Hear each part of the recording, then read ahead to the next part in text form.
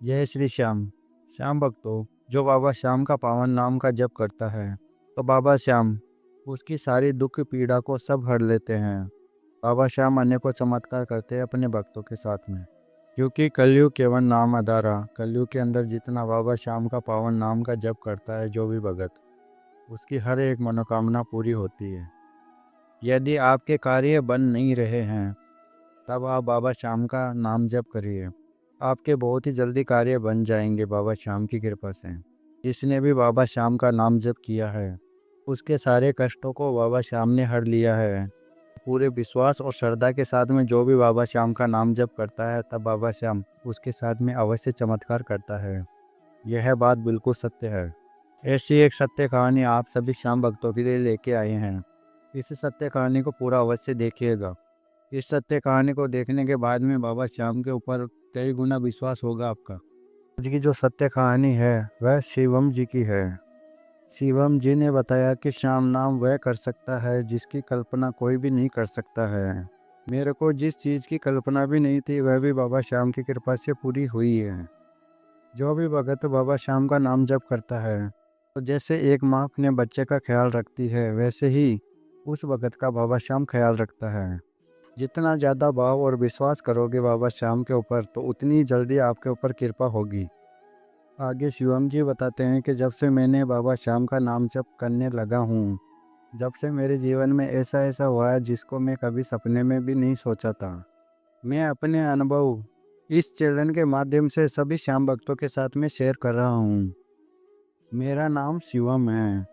मैं चंडीगढ़ का रहने वाला हूँ। मैं एक कंपनी में नौकरी करता हूँ। मेरे परिवार में मेरी पत्नी और 3 बच्चे हैं। मेरे जीवन में सब कुछ ठीक ठाक चल रहा था। एक व्यक्ति को जो जीवन में चाहिए वो मेरे पास में सब कुछ था, जिससे मनुष्य का जीवन अच्छे से जी सके। हर एक सुख सुविधा थी मेरे पास में। लेकिन कभी कभी ऐसा हो जाता है जिसकी कल्पना मनुष्य कभी नहीं कर सकता है।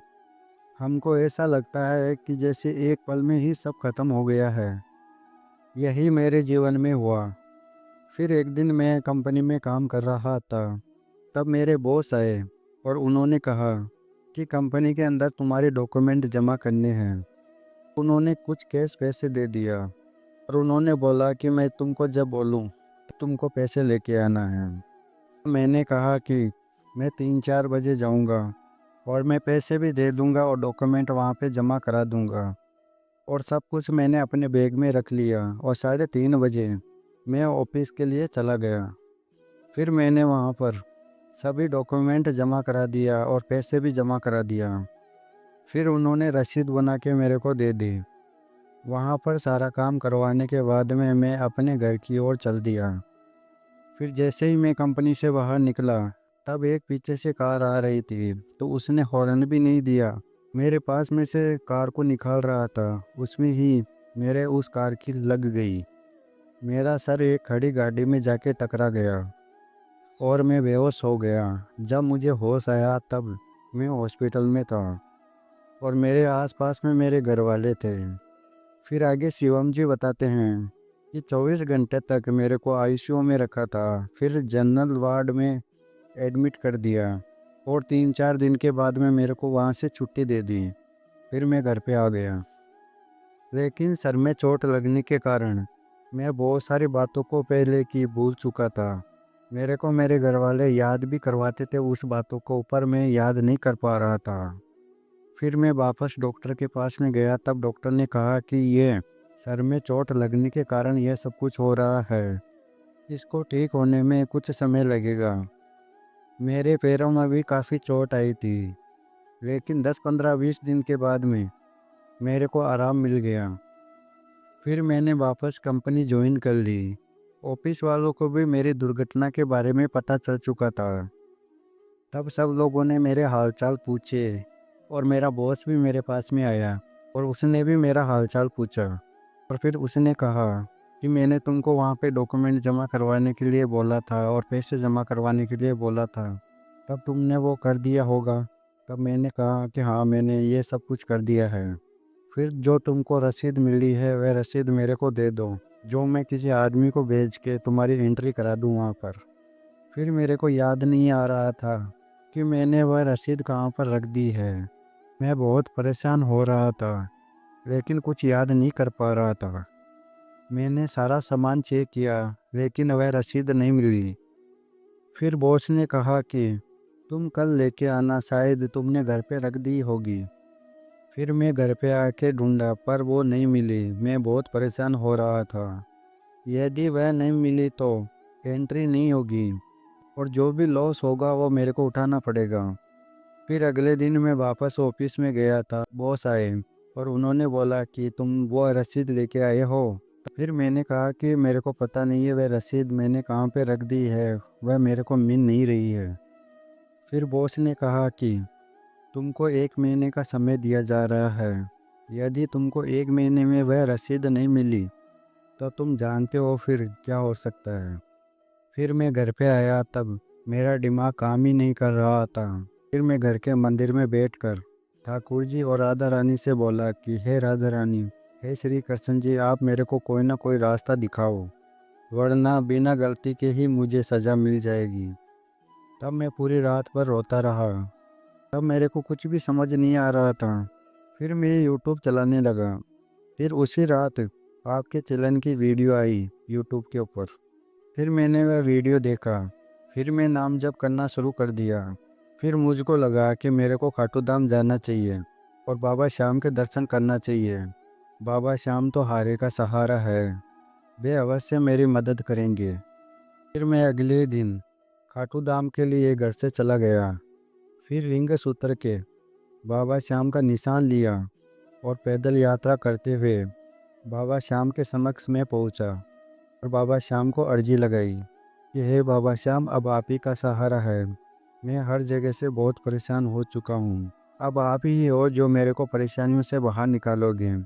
तब वहाँ पर ही एक भगत बोल रहा था मेरे को कि जिसने भी बाबा श्याम का सहारा लिया है वह भगत कभी हारा नहीं है, उसकी जीत अवश्य हुई है। फिर वहाँ से आकर मैंने श्याम नाम का जप शुरू कर दिया। पहले दिन से ही मेरे को एहसास होने लगा कि बाबा श्याम की कृपा मेरे पे होने लगी है। मेरे को शांति सी मिलने लगी अंदर मन में। तब नाम जप करते हुए मेरे को 15 दिन हुए। तब रात को मेरे को सपना आया जिसमें मैंने बाबा श्याम के दर्शन किए, खाटू धाम देखा। वह मेरी तरफ मुस्कुरा रहे हैं और मेरे सर पे हाथ रखा अपना और बोले कि तुम टेंशन क्यों करते हो, सब ठीक हो जाएगा। फिर मेरा सपना टूट गया। फिर अगले ही दिन मैं ऑफिस के लिए चला गया। तब मेरे को रास्ते में एक लड़का मिला। वह मेरे से खाना मांग रहा था।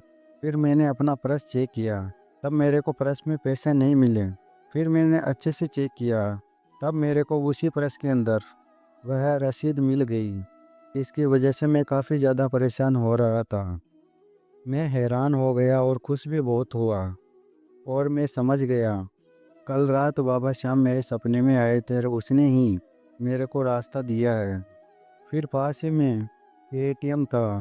फिर एटीएम से पैसे निकाल कर मैंने उस लड़के को कुछ खाने के लिए दिया।